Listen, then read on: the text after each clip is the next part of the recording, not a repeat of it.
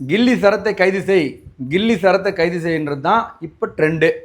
அதாவது நமது திமுகவினர் மாணவர் அமைப்பினர்னு ஒரு குரூப் ஒன்று கிளம்பிட்டாங்க. நானும் மாணவர் அமைப்பினர் வந்து போராட்டம் பண்ணுறாங்களாம்ப்பா அப்படின்னு சொன்ன உடனே நானும் காலேஜ்லேருந்து இவ்வளோ மாணவர்கள் வந்து திமுகவுக்காக இறங்கி வேலை செய்கிறாங்களா, சே நான் பெருமையாக இருக்குதுப்பா எப்போ அப்படின்ற மாதிரி இருந்துச்சு. அப்புறம் தான் இந்த புறம் கெழுக்கட்டிங்க தான் இறங்கி போராட்டன்ற பேரில் ஒரு போராட்டத்தை 10 நாளைக்கு முன்னாடியே அனுமதி வாங்கணும் கூட தெரியாத போராட்டம் பண்ணுறாங்களாம். யார்? இந்த ஜிஎம்கே ஜென்சி மாணவர் அமைப்பினர். புறம் கெழுக்கட்டிங்க தான் யாரும் மாணவர்களெல்லாம் யாரும் வரல, பூரா பெருசுங்க. ஓகேவா? அதுக்கப்புறம் பார்த்தீங்கன்னாக்கா ஒரு ட்ரக்ஸ் எடுத்துக்கிறவங்க பார்த்தீங்கன்னாக்கா புது வெளியில் மேக்ஸிமம் எடுத்துக்க மாட்டாங்க. யாருக்கும் தெரியாத இடத்துல மறைவாக தான் மேக்ஸிமம் இந்த ட்ரக்ஸ் எடுத்துக்கிறவங்க எடுத்துப்பாங்க. இது உண்மையான ஒரு பாயிண்ட். அதே மாதிரி பார்த்தீங்கன்னாக்கா அன்னைக்கு நடந்த எங்கள் ஸ்டேடியத்தில் சரத் அவர்கள் வந்து பார்த்தீங்கன்னாக்கா ட்ரக்ஸ் எடுத்துக்கிட்டார் ஒரு குற்றச்சாட்டை சொல்கிறாங்க.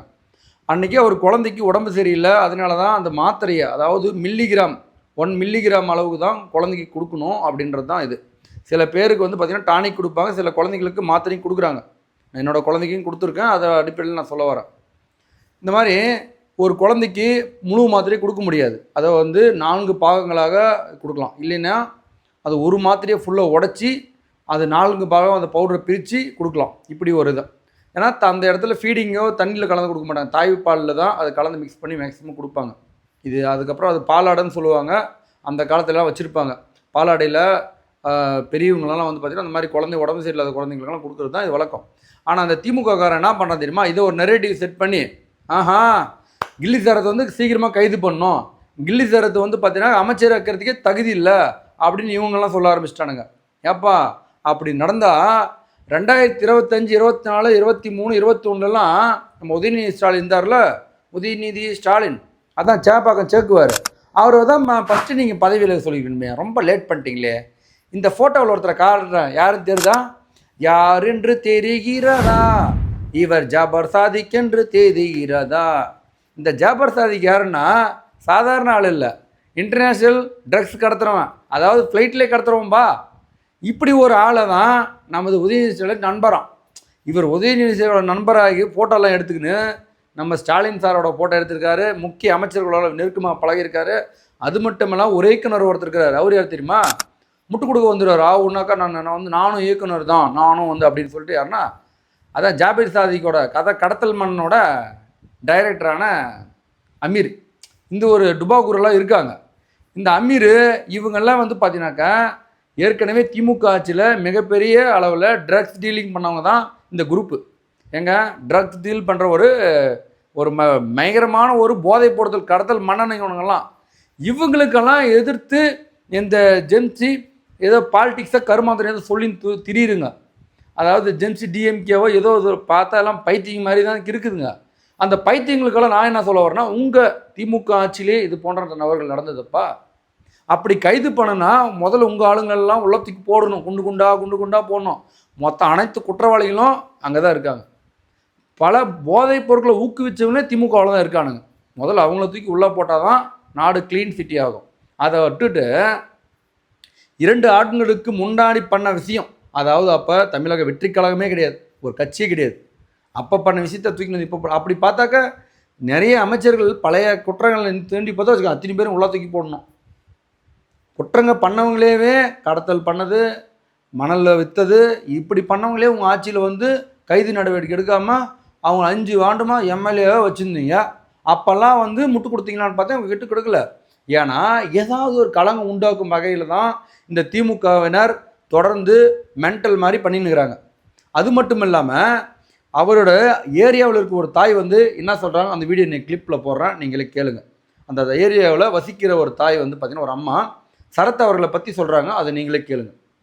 சரத்து ஏரியாவில் தான் நான் இருக்கேன், சரத்தையும் விட மாட்டோம். கஞ்சா அந்த சரத் அண்ணன் இருக்காருல, அந்த ஏரியாவில் தான் இப்போ நான் இருக்கேன். ஃபுல்லாக கஞ்சா தான், இப்போ கஞ்சாவே கிடையாது தம்பி, நல்லா இருக்கு. அவர் மேலதான் ஒரு குற்றச்சாட்டு வந்து அது சும்மாப்பா புரளிப்பா, அது புரளி ஒன்றும் நம்மள மாரி வந்த பிள்ளை தான், நல்ல பையன் தான். அந்த இதுவே கிடையாது. உங்க ஏரியா ஃபுல்லா கடைப்பேரி, நான் அந்த ஏரியாவில் தான் இருக்கேன். அது எல்லாமே சும்மா அப்படியே அதனா சொல்ல வேண்டியதான், அது எல்லாமே போய் நல்லவங்கப்பா, நல்லவங்களுக்கு இந்த மாரி தான் சொல்லுவாங்க. தெரியுது அவர் சும்மா எத்தனை பேர் அந்த மலை ஓரத்துல சரத்தே தேர்த்திக்கிறார், ஓடுங்கடா பிள்ளைங்க பள்ளிக்கூடம் போங்கடா அப்படின்னு. சரத்தையும் விட மாட்டோம். அண்ணன் இருக்கிற வரைக்கும் சரத்து இருப்பாருப்பா. அதுக்கப்புறம் பார்த்தீங்கன்னாக்கா அவருடைய டாக்டர், அவரோட குழந்தை நல டாக்டர் வந்து அவரும் ஒரு ஸ்டேட்மெண்ட்டை கொடுக்குறாரு. அது சொல்கிறதையும் நீங்கள் கேளுங்க. எல்லோருக்கும் வணக்கம். நான் வந்து ஒரு மூத்த குழந்தைகள் நல மருத்துவர், doctor Somasekhar, past president of Indian academy of paediatrics and Chennai city chapter, குழந்தைகள் மருத்துவ குழுமத்தினுடைய தலைவர் 2019. இப்பொழுது பேராசிரியராக பணிபுரிந்து கொண்டிருக்கிறேன். இந்த மாத்திரை அப்படின்ற பொழுது, மாத்திரை மருந்து நம்ம செலுத்தக்கூடிய routes of administration of medicines எடுத்துக்கிட்டோம்னா, அதாவது இன்ஜெக்டபிள் ஃபார்ம் இருக்குது, தட் இஸ் பேரண்டல் ஃபார்ம். அடுத்தது ஓரல், வாய் வழியா. அடுத்தது ரெக்டல். சில வெளிநாடுகள், மேலை நாடுகள், வளர்ந்த நாடுகள் எல்லாம் இந்த ரூட் ஆஃப் அட்மினிஸ்ட்ரேஷன் வந்து ரெக்டல், த்ரூ ரெக்டம் வழியாகவும் நம்ம வந்து மருந்துகளை செலுத்த முடியும். இந்த மாதிரி இந்த பர்டிகுலர் ஒரு பாப்பா நான் வந்து 1 இயருக்கு முன்னாடி பார்க்கும்பொழுது, அதாவது ரம்யா என்ற திரு சரத்குமார் அவர்களுடைய குழந்தை, அதாவது சாகித்யன், இவங்களுடைய குழந்தைய நான் சின்ன ஒரு தடவை எங்கேயோ பார்த்துட்டு அப்புறம் தென் கேள்விப்பட்டு பல்லாவரத்துக்கு கிளினிக் கூட்டு வந்தாங்க. நான் பார்க்கும்பொழுது அந்த குழந்தைக்கு வயிற்றுப்போக்கு, வாந்தி பேதி, ஹிஸ்டரி எலிசிட் பண்ணும்பொழுது ஒரு தடவை ஃபீவர் வந்து ஃபிக்ஸ் வந்திருக்கிறதாக சொன்னார்கள். அப்பொழுது நம்ம வாந்தின்னு எடுத்துக்கிட்டோம்னா மாத்திரை எப்படி கொடுப்போம்னா, வாந்தியை நிறுத்துறதுக்கு முதல்ல வயிற்றுப்போக்கு, வாந்தி பேதி, ஏதாவது 4 காரணம் அதற்கு. ஒன்று வந்து இன்டைஜஷன், அடுத்தது இன்ஃபெக்ஷன், அடுத்தது இன்டாலரன்ஸ், அடுத்தது இரிட்டேஷன். இந்த மாதிரி 4 ஐயும் நம்ம வந்து விளக்கமா எடுத்து சொல்லுவோம். Majority of the viruses, diarrhoea வந்து வைரஸஸ், ரோட்டா வைரஸ்னால இந்த காரணம் முக்கியமான.